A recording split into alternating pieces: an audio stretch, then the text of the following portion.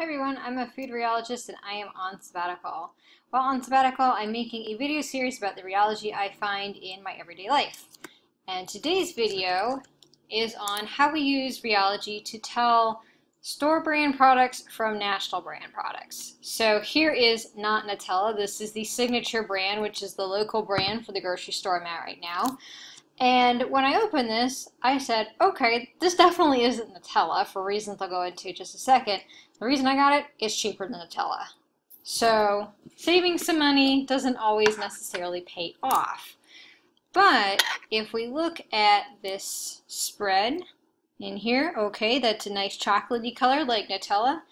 But if I stir it up, and that's an immediate indication that this is not Nutella. You don't need to stir Nutella. It's completely emulsified. The oil doesn't separate. When I got this guy, I had to stir some of the oil back in. There's nothing wrong with that. It just means it's not emulsified as completely as it could be. But I noticed something very interesting about the consistency of this not Nutella. Specifically, that. Nutella does not drip like that. Nutella has a good solid yield stress and it won't run like this stuff does. So immediately I said, okay, this stuff is not rheologically like Nutella. It is thinner than Nutella, its viscosity is lower. It doesn't have the yield stress that Nutella has because Nutella will not drip off a spatula like this stuff does. So if I was to take it to my instruments in the lab I'm working at and run a viscosity profile on it, do a yield stress test, maybe do some viscoelastic testing, it's not going to be exactly the same as Nutella.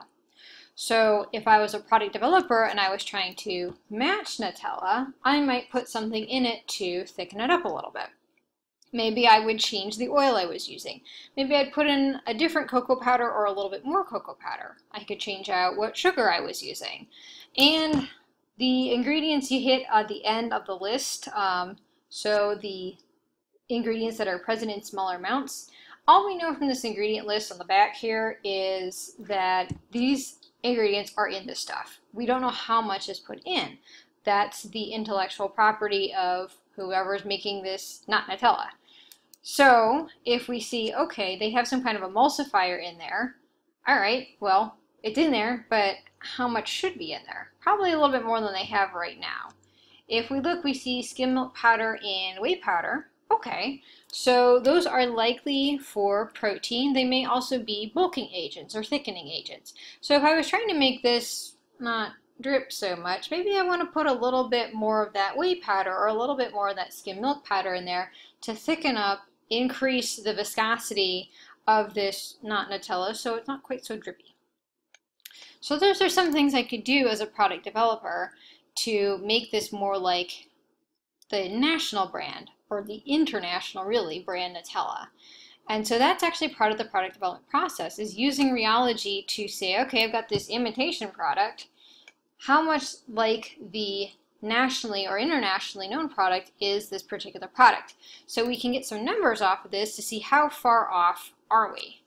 Now, in terms of this not Nutella, we're not terribly far off. This isn't ideal, but you know, this stuff smells like hazelnuts. It smells like chocolate. It's nice and sweet. It tastes really good. And the hazelnut flavor of this is actually stronger than Nutella. So if you like Nutella but wish it tastes more like hazelnuts, get this brand. It's pretty good. So the only thing I have to be careful with as a rheologist is that when I'm trying to get the Nutella out of the container, I have to wait for it to stop dripping. Otherwise, I get not Nutella all over my plate and my kitchen counter and sometimes the floor and myself.